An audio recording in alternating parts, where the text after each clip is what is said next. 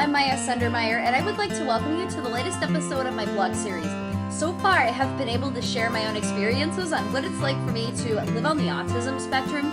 A second thing that I will do is give my 2 cents on what's going on with autism and the media. A third area entails providing tips and advice to those of you who are on the autism spectrum, as well as your family members, peers, mentors, friends, educators, employers, job coaches, other types of professionals, and anybody in the community. And finally, I will cover topics on things that I'm passionate about. Now, before I dive into today's topic, I have 3 things. Number 1, happy 4th of July, or happy Independence Day. The second thing is I would like you guys to click up here in the upper right-hand corner. This is an animated version of Rosie King's TED Talk. Now, Rosie King is on the autism spectrum like myself, and she says something very profound, so please be sure to check her out. And finally, I would like you guys to check out my TED Talk, I mean not my TED Talk, but my written blogs on WordPress.com. What I would like to do now is dive into giving tips and advice to parents, peers, mentors, friends, educators, job coaches, employers, professionals, and anybody in the community. And I would like to talk about communicating with somebody on the autism spectrum. And I would first of all like to let you guys know that we like it when people are direct with us. We like it when people tell it like it is without being too brutally honest. And I would like to let you know that we don't do inferences very well. It's very confusing and it throws us off. And it gives us the wrong impression why somebody is acting or doing something. And that's because we often misread things. So I would like to give a couple of stories in terms of do's and don'ts. So here are some do's based on this example. Back in 2010, when I had transferred to Georgia State University after earning my associate's degree in psychology, I had managed to take an elective in psychology and animal behavior because I've always enjoyed the idea of animal behavior. And so I took the course and I was so excited because this was my first time in not taking any classes online. And I was also fascinated in what my professor talked about. So I found myself often raising my hand and asking lots of questions during the first few days of class. And by the end of the second week, I noticed that the other kids and the instructor were both getting annoyed at my behavior. So on my way out, my instructor/professor decided to pull me to the side and ask me to remain after class. So, I pretty much knew what she was going to say. And what she said was she acknowledged that I seemed very smart and somebody that was engaging in class, and that was a really good sign. And she said that it was really, really important for me to let the other kids have a chance.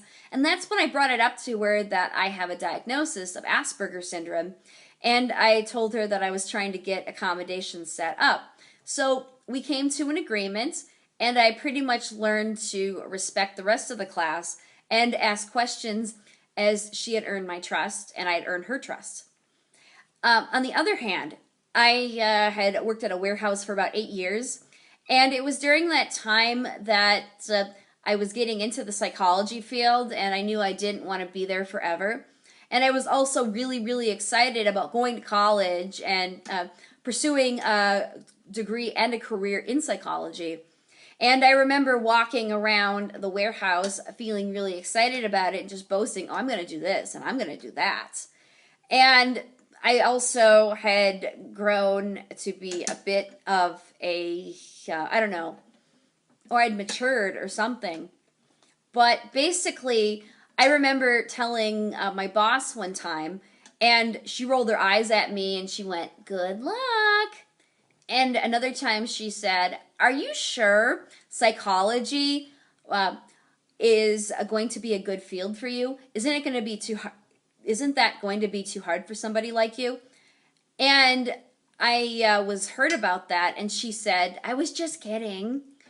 And they often would say something and then I would get upset, and then they gave the "I was just kidding" remark.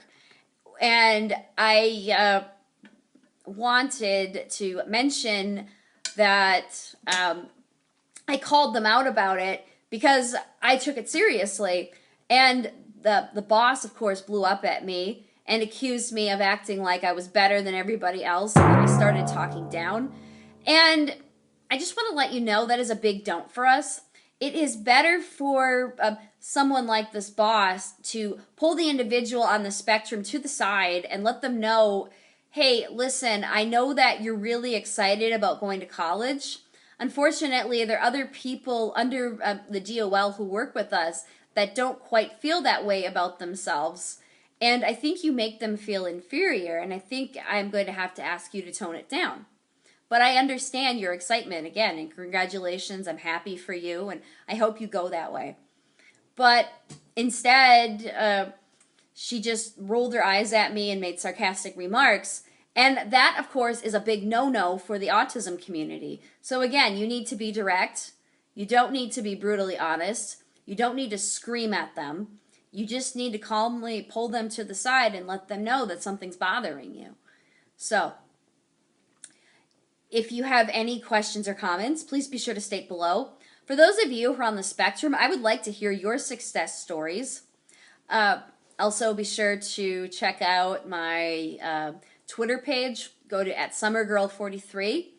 And you can also check out my Facebook page, A Hello World with Maya Sundermeyer, and check out for all of my hottest new video blogs and my WordPress articles.